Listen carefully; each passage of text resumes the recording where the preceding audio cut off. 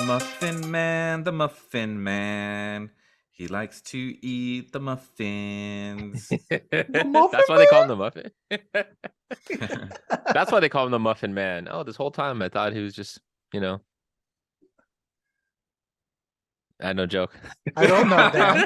I had no We don't follow-up. know, Dan. I'm hoping Complete you your guys. sentence. I'm hoping you guys would. It's sort of like ad libs. I was hoping you guys were just gonna come up with a funny joke. Like, yeah, that was my joke. You just threw that pass and no one was looking. Yeah, I loved it. Nobody caught it, man. Welcome back to Not a Strong Start, a podcast by filmmakers who talk movies, television, and throw lobs that nobody catches.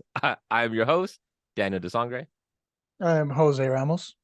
And I'm your host, Charles Bernal. Let's start off with the current event. Chuck, hit us with a current event. Boom. Chris Hemsworth has, what does he have? Oh, he's high risk for Alzheimer's. That sucks. Yeah. Oh, damn. Too gloomy. Well, way to start with a downer. Yeah. Okay. Jose, do you have a Right better after one? All right. Well, let's liven things up a little bit after that one. Damn. Dan, I believe you would appreciate this. So Disney is in the process. They're going to be producing an Alien reboot. Yes. For Hulu, just kind of like that was done with Predator. So they're still in early stages. They have done some casting. Supposedly they're going back to the basics. Humans being hunted by xenomorphs. Back to the basics. There's rumor that it's like humans going to a planet, xenomorphs are there, xenomorphs say, fuck you, we're going after you, we're going to kill you and eat you. Very basic. I love it. No more of that philosophical who created who shit that we've been getting from it. I just want to see aliens tearing humans apart. What are you guys' thoughts? Dude, I'm stoked for this, man. I'm so stoked for this. They did such a good job with Predator and in the movie Prey. And we even kind of said, dude, Hulu's low key. They're kind of crushing these reboots right now. And as soon as Disney acquired Alien or Fox, I got so excited because I'm like, dude, they have potential now to reboot this. And when a studio takes over a franchise like that, they always try their hand at rebooting it properly. And just the stuff we're getting from Ridley Scott, going the philosophical route, that's not my Alien. Hashtag that's not my Alien. I don't want to see that. I just want to see bloody gore. I want to see the threat of the xenomorphs as creatures and monsters. I don't need to know why they were created. Like, don't tie into God's work and man becoming God. And I don't need all that, man. I was hoping that it was just a monster and creature that lived out in space. I don't want to think that, the engineers crafted them. Like, we don't need to go that deep. I actually liked Prometheus and Alien Covenant. I mean, it's not who's pretentious now? Suck that, Charles. Yeah, no, I like them. I like them a lot, actually. I've seen them both a handful of times. But no, I'm with you though. Like, I definitely want to see the blood and the gore and the green acid blood and killing a bunch of people. But I like the other ones though. What was that? You know what I Queen Alien. Oh, you know what I compare it to is like, so with the first Aliens, we were just doing, basic math, 2 times 2 is 4, 1 plus 1 is 2. And then really Scott came and gave us Common Core math with the other ones, where it's just like, we don't need to do all this. I can just do 2 plus 2 and get the same answer here. He just overcomplicated everything. But he did the original one, right? Or no? He did the original. Yeah. He did part 1, and then that was it. And then part 2 was James Cameron. Part Fincher. 3, Fincher. Part 4, Jean-Pierre Jeunet. Who? Jean-Pierre Jeunet. Really? I thought it was the other guy, Luke. That's. Nope. Jean-Pierre Jeunet, guy that did Amélie. But I'm excited. Yes. Get back on Xenomorph. Yeah, hopefully Hulu can drop another banger for us. Okay. If we had a bet, what would you bet? Would you say they're going to do it? Are they going to succeed or are they going to fail? If Predator had not, Prey had not occurred, I would be very skeptical. Correct. Now it's just one movie, but there's a track record of a successful reboot, so that gives me a little more confidence. I do too. The only reason I'm skeptical is because I know they're already trying to tie it in with Prey already. So that's why I'm kind of like, eh. Oh, they are? I didn't know that. Nope. No. Suckers, go eat some lunch. You pretentious. Nas made up facts. Yeah. Love it. Go watch your meaning of life movies. Yeah. Which are Fucking horror Tree of movie with Life. substance. Come on. Who watches horror movies with substance? Not us. I am curious once they get it going and it's filmed and all that stuff, on how exactly they're gonna market it to us and present it to us. Hopefully they really push that back to basics thing when they start marketing to the audience. Exactly. And speaking of Speaking marketing, of marketing, since I'm the host, Hey-o! today's episode, we are discussing marketing with movies and if they were good or bad. you're doing such a good job. Yes. So that's what we wanted to tackle is making the movie is just like maybe half of it, maybe. The marketing is it's entirely its own beast. And we've had good movies that have been marketed poorly that just completely killed a lot of the momentum that it might have had and a lot of the box office return. And in the inverse, you have some movies that maybe weren't made as great that had some clever, really good marketing that ended up doing really well and may have spawned sequels despite them not being that great. All based off of marketing. So let's get into the Blair first Witch. one. Yeah, exactly. So let's get into the first one. Why is marketing important? Who wants to start us off? Jose. Well, I feel marketing's work because it's the sales pitch to the audience. This is how you're gonna try to bring people in so you can recoup the money you spent to into making that movie. I feel it's especially important when you have movies that don't have a ticket drawer attached to it. So if it doesn't have a major actor, so someone like Will Smith in his heyday during the blockbuster seasons, or Tom Cruise, Arnold Schwarzenegger back in the old days. These were people that they got attached to a movie, people were going to come. So you didn't need to do as much. Or now with directors, if you see like Christopher Nolan attached to something, you kind of start ahead of the curve. But movies that don't have that, you need to find a way to kind of carve your niche in there and pull people in, being like, hey, watch us. And if you don't do that the right way, you might not get the financial result that you're looking for, either because people don't know about the movie or the way you market it did not bring any interest from people. Yeah, I mean, it sort of helps create a pre-established audience, especially for those projects like you were mentioning that don't have these tent poles. If it's not a Batman or if it's not a star actor that's leading the way, you have to set up a pre-established audience before the movie even comes out. You have to be able to get those, getting those tickets sold. So it really does do a clever way of portraying that. They can use a lot of it could be trailers, posters, live events, controversy sometimes if it's certain actors or even the filmmakers themselves, if there's some kind of controversy around their personal life sometimes that draws attention towards the projects. Like, for instance, Don't Worry, Darling, that had controversy around the set and what the personal life was going on between Olivia Wilde and Harry Styles that drew a lot of attention towards the movie. Now, whether it's good or it's bad attention, it still gets that movie talked about and people are at least aware of it. And a lot of times people still check into that, whether it's going to be a train wreck. I know sometimes I still watch those movies because I want to see, did that bleed over into the movie itself, or did they do a good job kind of keeping it up going? Sometimes they have incidents on set, like when they had the one with Alec Baldwin and the gun went off. We're aware of that movie now.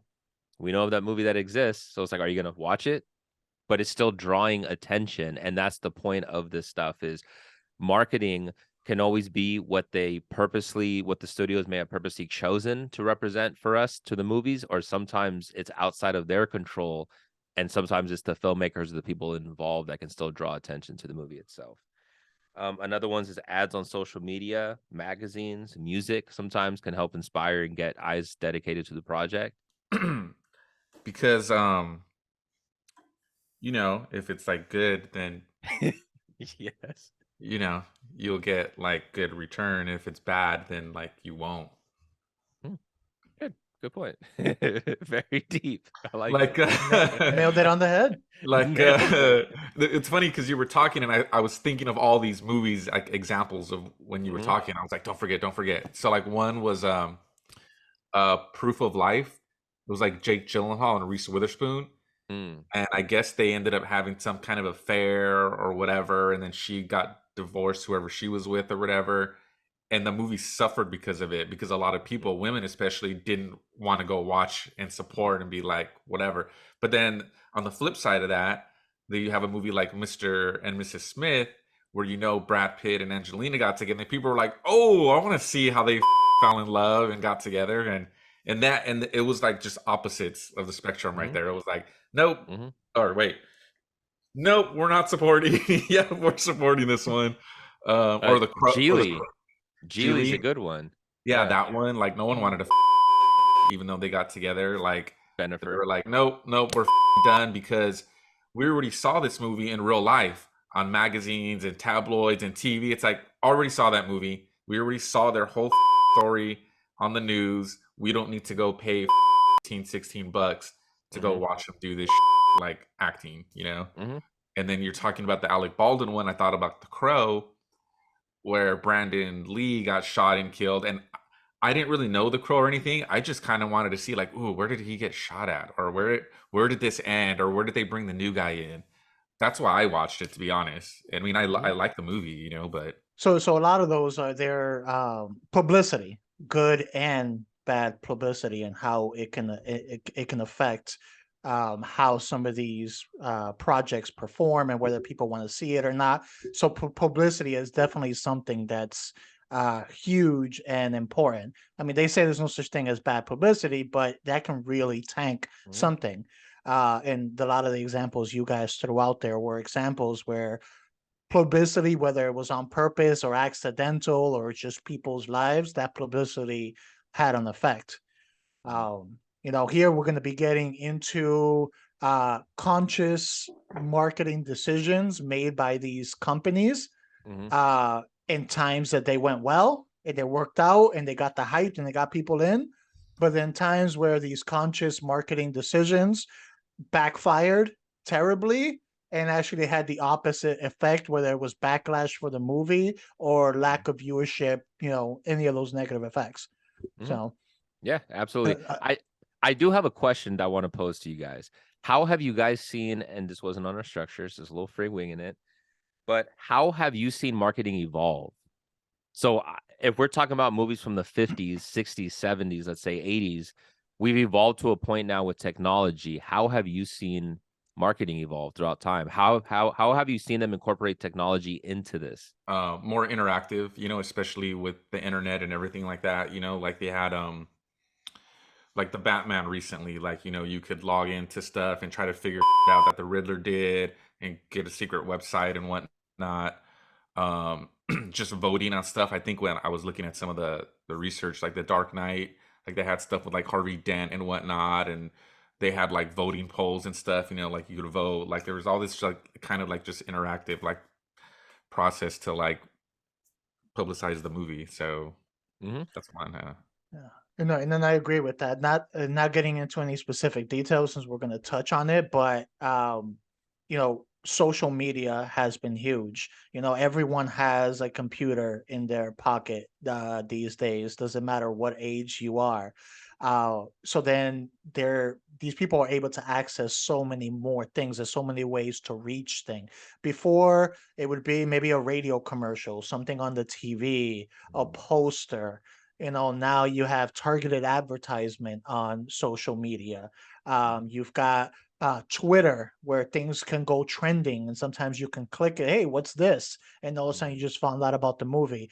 And then just digital communities that you didn't have before, whether again on Twitter, Facebook, or any of those things, you can be part of groups that have shared interest and you Mm-hmm. can kind of word of mouth has become bigger for marketing. If you can increase word of mouth, social media has made it easier to do that.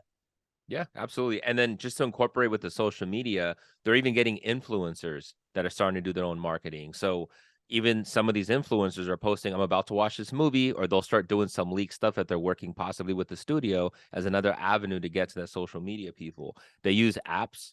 There's been apps that have used it. I know we're going to get into some examples later, but some of these movies have used clever marketing within apps that the people utilizing the apps don't necessarily know that it's a preview for a movie. They're just kind of engaging, they're interacting, and then they start seeing the trailer or the stuff that kind of pops up. So they've gotten very clever in the way that they've done this. Like you said, Jose, it's not just your traditional radio plays anymore or commercials and your typical trailers. They've incorporated even live events where they've used live sporting events, for instance, as ways to promote movies where you see them in the background and ways to get it because it makes things trend. It makes things go viral. They've used certain GIFs or they've used memes, for instance, to even make things go viral and it becomes like a thing, and they make it more of a spectacle project. They're talking about Smile?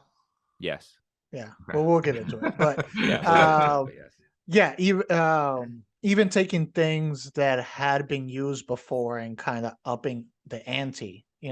Billboards have been around for a long time. And sometimes it can just blend into the background where, you don't look at every billboard unless something sticks out. And now you've had multiple projects use those 3D digital billboards that it looks like something's coming out. That's going to grab people's attention. You're going to be like, what is that? And then the next question will be like, what does that belong to? And then it was like, oh, it's to this movie. Now you're going to look up the trailer, going to look up information. And they got you just with that visual. So, which I feel it's a perfect time to kind of get into it and get into some of the positive marketing. I'll start it off. So one of the ones that I found here was The Ring 2. Okay. In The Ring 2, it was a marketing campaign that they did in the UK. I don't know if this would have flown in the US or if it would have violated any laws, but it worked over there in the UK. So basically, they built a site where people can leave the email and phone number of someone, pretty much anyone, as long as they had that information. And then that person will get an email with the trailer to the movie. So when they would click the email, the trailer would go on and start playing automatically. Then it was time to trigger. As soon as the trailer ended, their phone would ring and the voice will whisper 7 days. That's in the cool. thing. So it was like, so a lot of people, needless to say, was starting to freak out when all of a sudden they were getting a call going 7 days after they watched the trailer. So it freaked so many people out. I think that was an amazing campaign because it fits with the movie. It got people to interact. It freaked people out, which is a horror movie. That's what you want. And if people like horror, they like that feeling of being freaked out. So you're more likely to capture that member of the audience. So that's one that I felt was really good. Any thoughts? Yeah, I used to do that when the movie came out. I would just call people and be like, 7 days. And then caller ID came out and I was like, 7 days, they're all Chuck. It's not, this is stupid. And I'm like, yeah. Or star 69. Then star 69 me back. I'm like, hello? You and I'm like, oh, damn it. I'm cussing, dude. You can't not cuss. That reminds me, it wasn't with that movie, but I remember many years ago, I worked in this facility that catered to people who, had just come out of being instituted and they're learning to be independent so then they can go out on their own. So I worked there with a bunch of other workers, and it was the year the movie, I think it was called One Missed Call, came out. Yeah. And in there was always a specific ring that would come on, and that's like the entity calling you.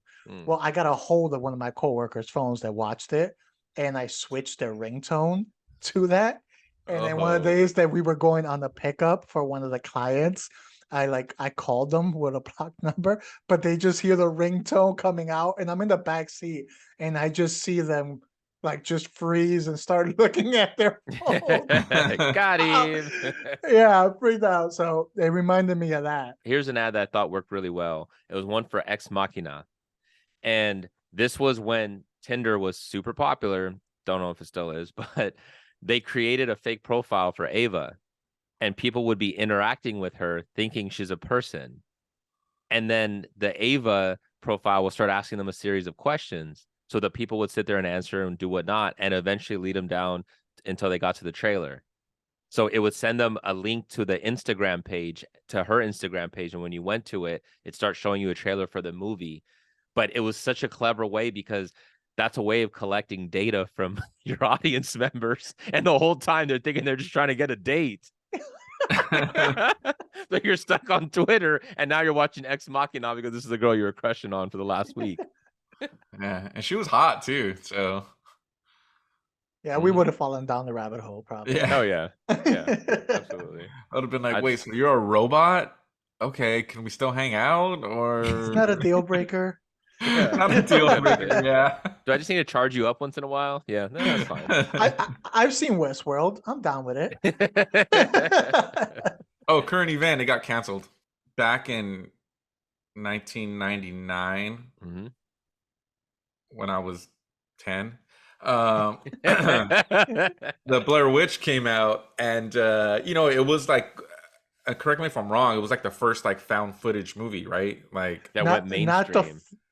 Not the first one, but the biggest one, the one that really put it out there for everyone. Yeah, and so to my understanding, the way they marketed it, and I'm sure they did it on purpose, they made it almost seem like it was real, right? So I'm like, oh, like a lot of people were like, did that really happen? Is that real? And I thought it was too, and that's why I went to go watch it. And to this day, it's still the freaking worst movie I've ever seen, and it made me sick, and I was throwing up during the movie because it was just like, the whole freaking time, dude. And I'm like, this movie's not real. This movie sucks. I feel sick. Damn you, great marketing. I thought this was real, and they got me, dude. And I think they got a lot of people. That movie made what, over 100 million, maybe more. 248, dude. They had a $500,000 budget and they took it up to 248.6 million. Crazy, dude. That's the thing, is they took some steps besides just like commercials and trailers making it seem like it was real found footage. They created social media profiles for all the characters in there, and then they put up like missing posters around places, like these people were really missing, and then they told those actors not to appear in public so people weren't seeing them. So they like went the extra step for people to think like, oh wait, these people are real, they're really missing. And here's the crazy part: the filmmakers, when they did test screenings, they told the audience that this was real found footage, and they even passed out, if you know any more additional information, reach out to the police, reach out to these numbers. So they helped build the buzz already. So these people that were watching this test screenings walked away talking about it. So the word of mouth became, these people really legit went missing. Is that legal? Crazy. I guess. I mean, technically it is. The characters are missing because it's not the real actors. I guess maybe back then it was legal. Now people would be like, I'm suing because I'm emotional distress. I thought it was real. Yeah, it probably, but it's just crazy. And then of course they did a bunch of follow-up interviews, and they did it as marketing. So pretending like, have you seen this missing girl? Have you seen this missing guy? What do you know about the Blair Witch? So they help create this world already prior to audience even going there. And that's what we talked about, setting up audiences already. You're pre-setting up audiences going into this movie so that you already have a fan base. It was so unique. Yeah, man. They got me because I wouldn't watch any of those movies now, but back then I was like, oh, this is real. I have to see this. Yeah. So actually, Dan, the one that you mentioned reminded me of one, and it was for The Last Exorcism. So in this, I don't know if you guys remember, I mean, I don't know if it's still around, but the chat roulette. I heard of the concept. I've never done it myself, but that's where you get randomly thrown into a chat, right? You get randomly thrown with chat. I think it's like international, like all over the world, and you can like skip through. I've never actually done it, but I've seen it in other projects and I've read about it. So what they did is actually they had people matching up with this girl on chat roulette, and they started off well. The girl was being like flirtatious and calm, so of course people on the other side, mostly guys, would be like, hey, how you doing, and all of that stuff. But Mini. Sorry, Minnie, you're getting burned without even being here. He doesn't watch us anyway. That's what he gets. So the people were getting, they would get excited. They would be committed. They think that this girl's like flirting with them, but then it just like slowly started escalating where she was becoming possessed, and it turned into like a scene from like The Exorcism on the other side, and people were freaking out. They were connecting with like, whoa, what just happened? This girl who's flirting, all of a sudden something's happening to her, and she's got demons inside of her, and started freaking people out. So I felt like that was really good because I'm sure those people got off and they're like, you don't believe what happened. This girl was like possessed, and they're trying to look up like if anything happened, things like that. So it's things like that to send people down the rabbit hole. And they put in that effort to find out more stuff about your movie without you actually telling them to look up your movie. Yeah, absolutely. And I think that's the key part of it, because having dealt with marketing now for film and all that, when I was doing my feature, you see the different element. It's what's key is getting that email distribution. You want contact information of your potential fans, because that's how you can keep blasting them with more marketing material.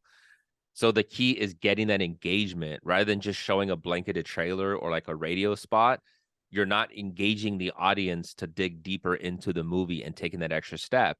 You guys know, as what you were talking about, Chuck, regarding Batman and kind of finding out about Harvey Dent, as you start kind of engaging with this stuff or interacting in some kind of game type towards the movie, you tend to get a lot more interested in it. And I know for me, I tend to build a bigger connection with that movie, and I tend to usually watch them once I've kind of engaged and gone down that rabbit hole. So really clever stuff. One cool one that I saw was from the Simpsons movie in 2007. They converted 11 different 7-Elevens throughout the country into Quickie Marts. I remember when they did that, because that was big. That was before, I believe it was before Universal Studios did their whole transformation, I think. But that was interesting because everybody wanted to visit Quickie Mart. So you had to go out of your way to these 11 locations to go and experience all that stuff and get like the Duff beer and all that. But then by the time that the movie came out, you were already hyped up because you were willing to drive across the state to go to one of these. Did you guys ever visit one of those when they came out? No, I didn't, but I have been to other pop-ups for other movies. Like Ready Player One had a pop-up. It had a pop-up in LA also. So I've been to those. I did the It one. I've been to those pop-ups, and those have the same effect because it's like you experience part of the movie in person. So Which then one you kind of was it? It is, you go and it's like a haunted house, and when you go, it looks like you're walking through Derry, and then you see it pop out, you see Pennywise pop out throughout, but it's sort of like a haunted house where you have things kind of coming out, but in the back it's sort of like a carnival. You know how they have like the carnival over at Derry? You're there, and they have like some games and stuff you can interact and play with and try to win prizes. That's cool. Was it cool? Yeah, I loved it. I thought it was super awesome. I have it on some of it on the pictures on my Instagram. So if any of our audience member wants to follow me and see it, they can see some of it there. Doing some marketing, cool. Dan. There you go. Marketing. Let's get that engagement, people. You know what? I just realized I have a friend who spams people, like insurances or whatever. And I just was thinking right now, I was like, why have I not asked her to freaking spam like thousands in emails with a freaking link to our podcast? We absolutely can. And it's gonna say 7 days until you better watch an episode of this podcast and subscribe. Watch this podcast. Also get this insurance. We just send an email where the subject is in capital letters and says, we have your wife and children hostage. And then when you click it, it just says, come check us out on this podcast. Like, they got me. I might as well subscribe. Subscribe. You got me. Smile. That's what I was gonna say. Because I had never heard of the movie, right? Surprisingly, like I didn't hear it, and I'm like, what the hell is this? Like, so I was watching, I think it was the playoffs, right? And then they would be like, oh, and the announcers were talking about it, and it was just some chick right there, like freaking smiling, and I'm like, it's pretty creepy. Like, and they just did it, right? And I think that they tried to get them to stop doing it. I think, didn't they? Do you know about this? Yeah. Security would come and tell them to like sit down. But they would not break character. They'll just keep smiling and sit down. It blew up TikTok. Like, that's where I first saw it. It blew up all over TikTok. People were like, what the hell is this? Look at this man. Look at this woman. They did Good Morning America too. And people didn't know it was attached to the movie at first. They were just like, look at this freak show. Yeah, I didn't know either. I seriously had no idea. I was like, what is this? And then I was like, okay, this is something. But then they would show it like on the bottom of like the game, like smile. So then they were like saying like, yeah, they're not breaking character. And then like security would come and they'd sit down, but they're still smiling. And I'm like, yeah, that's cool. It didn't get me to watch the movie though. Was it good? Did you guys see it? I haven't seen it, but it No, did make me aware of the movie. I didn't know about the movie before either.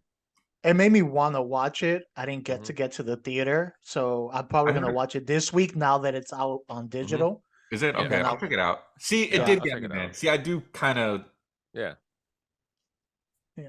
Yeah. It's Yeah, it it was got me. funny. Yeah. Not to It the was theater, funny. Yeah. but It was funny watching how uneasy the people were that was sitting around these people. They Mhm. just kept looking at them like, what is going on with this? Like, should I run? Should I stay? like I paid a all, lot for these seats, but I don't yeah, know. I'm uncomfortable. all the ethnic people left the area. Oh yeah, immediately. They were like, Yeah. I sense danger. Crazy white people just smiling. I'm getting the hell out of here. Yeah. I'm out. They got a bomb strapped somewhere. I know it. I think for this next one is a movie we all know, but their marketing strategy was FOMO, and it worked. Okay. It was the Paranormal Activity. Mm-hmm. So they did two different things. First of all, their trailers were a little different. The trailers actually were not really at beginning weren't showing content of the movie. It was showing audience members reacting to their movie, being scared, and they were a new movie called Barbarian tried the same method, but it was showing people and they would do these things like the scariest movie of the year, blah blah blah. And you see all this reaction. So people were getting like, oh, is it really that scary? These people look like they're freaked out. So they got interest without even showing anything of the movie. But then on top of that, it only showed in selected cities. But they put the trailers out everywhere. And then they put up a website so people have to sign up to demand that the movie get brought to their city. And then the cities that had the most signatures, then they would bring the movie to that city. So then it created that FOMO effect where people were seeing the trailers, but they couldn't watch the movie. So they had to demand the movie. And then people, once they made it to their city, were going in droves to watch it because they had all that FOMO built up that whole time. And that was another clever way of getting the, again, engagement from your audience, because them signing up to vote, they probably had to put in their email address or something. So now you have a mailing list. So yeah, it kind of reminds me of Cloverfield. Remember when Cloverfield came out? That's Like what I was gonna say. Yeah. Yeah, they just showed like the Statue of Liberty head, and it was like, what is this? What was clever about that is that they did it. They paired it up with Transformers, but what was the way that they marketed it was super smart, because you didn't know what it was until they finally revealed the sound, and everybody thought it was Godzilla. They thought it was like an undercover Godzilla. I thought it was Godzilla. So you didn't know what it was until they finally revealed that it was Cloverfield. But they even went to the extent of making a MySpace profile for each of the main characters. So everything kind of felt more realistic. But they even had a phone number where if you called, you can hear the monsters scream. But even the monsters growl scream sounded kind of like Godzilla. And I remember that kept being a huge fan fiction, or fan theory, I should say, that people kept thinking that it was. And it was clever because it wasn't. But it got a lot of people going in there. And then I went and I was Godzilla. Like, this isn't Godzilla. Exactly, but I thought it was. It's just real quick, reminded me of do you guys remember Executive Decision with Kurt Russell and Steven Seagal? Yeah. Dude, I went to go watch Steven Seagal. Okay, that's who I went to go watch. Yeah. And then he dies in the first like 15 minutes, and I'm like, you saw history. You saw the only time he died on screen. Yeah, he's like, we're not gonna make it. He's all, you will. And he closes the thing and he flies out, and I'm all, he's gonna live. He's gonna live. And I'm like, my buddies are like, what happened, dude? And I'm like, I don't even want to bail. Like he bailed out this movie. Like we came to watch Steven Seagal, dude. Yeah, bait and switch. They did Psycho. That's what Psycho did. Same thing. And the clever thing about Psycho is Alfred Hitchcock had it where if you were to go to watch that movie, they wouldn't allow you in after like I think 15-20 minutes after the movie started, because they didn't want the word of mouth, because it was a huge surprise that they killed off the main character. They killed him off early, so you had to be there in the beginning of the movie, and that was kind of smart. Again, keeping the mystery. The movie Chronicle, they created planes that were shaped like human. They were human size in shape, and then they flew it around New York. So from the ground, it looked like it was humans flying. And there was like 3 of them, and that's one of the marketing things they did for Chronicles to get people's attention. So, all right, as much fun as it is to talk about the good ones, it's even more fun to talk about the bad examples. So, Jose, you want to start us off with a bad example? Yeah. So I'll start with something that caused some scares. It's for the movie The Belfast Story.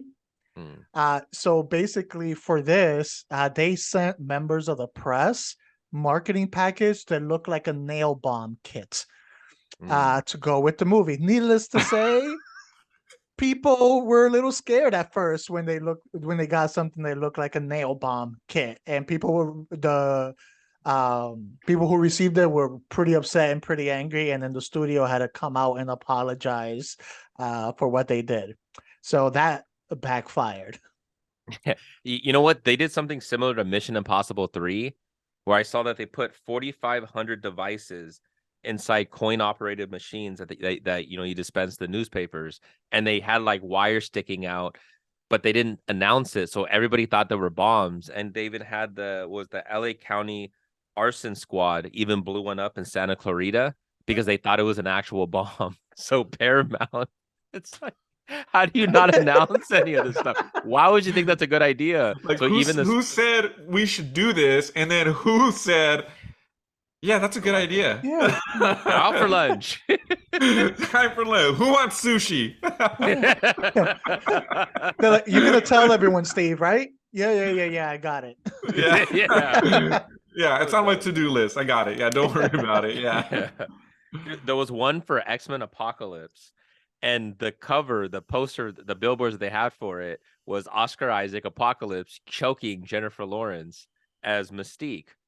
But you had so many activists coming out talking about violence to women because he's just full on choking her. You have like this big burly man just choking her, and it's like, dude, come on, you got to be a little more sensitive. That you got to know. There's a lot of angry people, but then you had your small percentage that was like, ooh, harder. Yeah. It's like, yeah, we got a high spike in like dominatrix here in the first opening weekend. Like, pretty weird. It was right around 50 Shades Grey came out. So I totally get it. Speaking of posters, for the movie The Arrival, so they like pissed off like an entire country.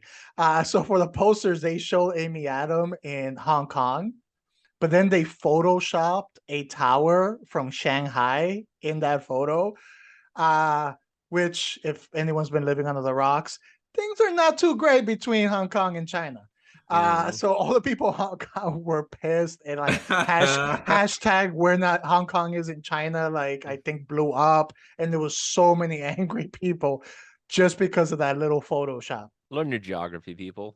How do you not know that when you're putting this stuff together? That's what's it's just being. At least have somebody fact check. Like, I kind of know, but I would have been like, this is the same country, right? No? Okay. Sushi. Sushi. Who wants sushi? Don't worry, Steve will take care of it. Here's one that I thought was funny was Forgetting Sarah Marshall. Yeah. You saw that one? They were putting up posters that said, "You suck, Sarah Marshall." Another one says, "You do look fat in them jeans, Sarah Marshall." The problem is that Sarah Marshall is a very generic name, and those groups of women that were Sarah Marshall that got really mad, and they started protesting against this, saying, me looking at a poster that says I look fat in those jeans, it doesn't make me feel good about this. Like, imagine it being like your name, being like you're fucking fat Jose Ramos, and everybody's like, you're like, huh. Like, I mean, say what you want, dude, but even me, I would have been like, no, I don't care. It's dumb. Like, whatever. If they would have put like, yeah, they would put like you're fat like Jose Ramos, probably like 17% of the country would be offended. No, but that is bad. Especially they had things like, imagine the Sarah Marshalls that were in like a relationship, and they go out there and they see like, my mom never really loved you. Type stuff, and they start looking at their husband like, did you do that? Mhm. Like I'm the only Sarah Marshall in this town. So I have here, and then it's for the Suicide Squad. Mhm. So the original Suicide Squad, not the last one that just came out. But so they cut their first trailer Mhm. and they put that out there. They marketed that first trailer, and they marketed it in that trailer as if it was kind of like a Guardians of the Galaxy, fun, action, quirky, and all of that stuff. And people got hyped, and they were like, "Oh yes, DC's version of Guardians of the Galaxy." Except that was nothing like the movie that was Mhm. created by Ayers. His were more grounded, darker, like more serious themes, but people got so hyped by the trailer that WB was like, "Oh crap, we need to go in there." And that's when they decided to Frankenstein the hell out of the movie and force comedy into it Mhm. to meet with what they marketed. Mhm. And then we all know the final result was Suicide Squad ended up being. But it Yeah. was all because they marketed the movie incorrectly at first and hyped people up for something that they weren't going to see on screen.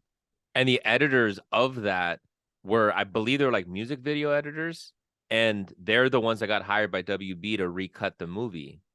So they were just in over their head and just trying to make this stuff work and gel these two entirely different tones of movies into one. So It mm, sucks.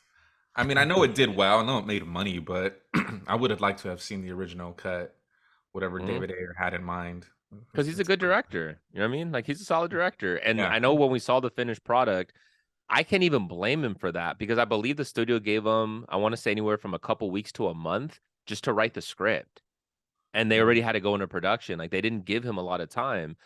yeah. That's insane. That's an insane amount of time to finish a production ready script is in 1 month. That's why they had to Mhm. keep doing rewrites while on set and doing reshoots, and then you change the tone.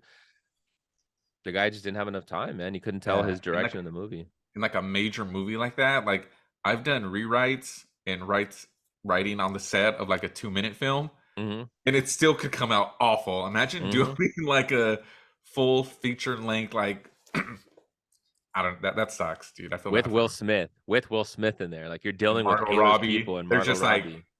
so what are we shooting? Hold on, we're gonna shoot right now. Let me just Does let anybody want me sushi? Who wants sushi right Yeah. now? yeah, hold on. Let me write this line real quick. So it sucks. Let's redo that, but I guess just throw in a joke. They're like, no, but they're dying. Throw in a joke. They want a joke. Hmm. We need more You know what? jokes.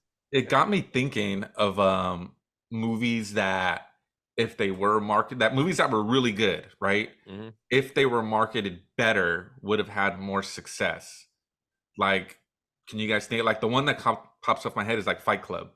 Like, I know it didn't do like really great like in the box office because I don't think people knew what it really was. They're like, Hmm. oh, a Fight Club, it's about fighting and they Hmm. fight it, and then it wasn't like that, Yeah. like at all. And so I don't know, it A got me thinking. Fight Club's a little tricky because it's one of those movies that I think is phenomenal, Yeah. but it's not for everybody. Not everybody's into that style of it. Just like Requiem for a Dream, I think is phenomenal, but it's not for everybody either. So I think Fight Club is one of those ones that was kind of destined to have what it was, and it's gonna build its cult following in on DVD and Blu-ray Mhm. and what it did because it's a great film, but it's very heavy, and it's one of those ones where if you go into a movie theater experience, at least what I think, the average person that's just like a casual movie watcher, they want something that's fun, they want something that's exciting, they want something that Yeah, kind of it's takes them called away. it's called Fight Club. Do you know what I mean? Like Exactly. Yes. it's not about Fight Club. You know what I Mm-hmm. mean? I mean it is, Mm-hmm. but it isn't. It's like Fight Club, Brad Pitt, Edward Norton, they're fighting, they're all bloody. Dope. I'm watching Bloodsport, or I'm watching, like, and it's not that. And I think people like came out of like, dude, don't watch it. It's awful. Don't watch it. And I'm like, I was reading something similar about a movie that it just got marketed as the wrong movie and to the wrong audience, not the audience it was meant for. Mm-hmm. And it was that Megan Fox movie, Jennifer's Body. Oh yeah. mm, And I guess it got marketed as just purely on Megan Fox's sex appeal. and that was it. So all the posters was her there in skimpy outfits, and the trailer focused on like the makeout session between her and the other girl, and they just pushed it there towards like pretty much young teenage boys. The movie was not made for that audience. It was actually made more for the female audience. So then after the fact, after it bombed, people started receiving it better once the proper audience got to watch the movie. But at first it was all these like horny teenage boys going in being like, wait, there's no nudity in this. Like, what is going on here? And that was written by Diablo Cody, who did Juno. So that's kind of the big tell right there, is because she's her focus is female voicing, female voices. So we knew that because based off the writer, but yeah, the marketing did not show that at all. I thought it could have gone worse. Supposedly they were gonna do like have Megan Fox do like a fake online like live cam or something like that. They were gonna have her like do that as character supposedly. So it could have been even worse. Like the marketing team, I don't know if they even watched the movie. Yeah. Probably not. Or they looked at it and they're like, we don't even like this movie. Let's just resell it as something else. All right. What's on the queue, guys? What's a movie that either had really good marketing that ended up doing pretty good, or one that maybe had bad marketing that was still a really good movie? I'll mention one of the ones we talked about. Chronicle. I feel Chronicle was an underrated movie. It's a pretty good movie. They had a good marketing with the flying human planes that got people's attention. Also a found footage. I feel like these found footages do all these like crazy stuff with their marketing. But that's on the queue. I feel that's a good one to watch.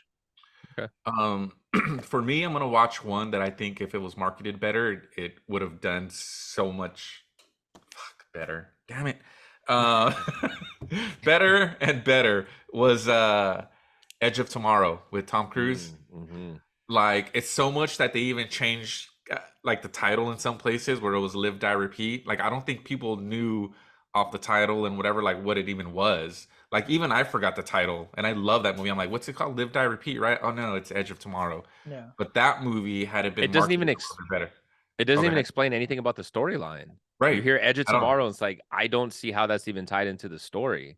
Yeah, it looks pretty generic too, because I think he came out with like Oblivion around that time, and it was kind of like, which one am I gonna watch? Obviously you should watch Edge of Tomorrow because that movie's amazing. So that's on the queue. I'll watch that one. Okay. One I'll pick out that we mentioned that had bad marketing but a good movie is Arrival. Arrival's a really good movie, man. So good. I love the character, the alien design of it. I thought Amy Adams did such a phenomenal job in the movie. It's made very, very well. It was such a unique way of how we interact with aliens. I thought it was a good, really good movie. It's unfortunate that it had some really bad marketing pushback on it, but good movie. Well, that too, and I think people knowing that it was like aliens and invading, like you probably thought, at least maybe even I thought, like it was going to be like an action. It was going to be like Independence Day or something, and it wasn't.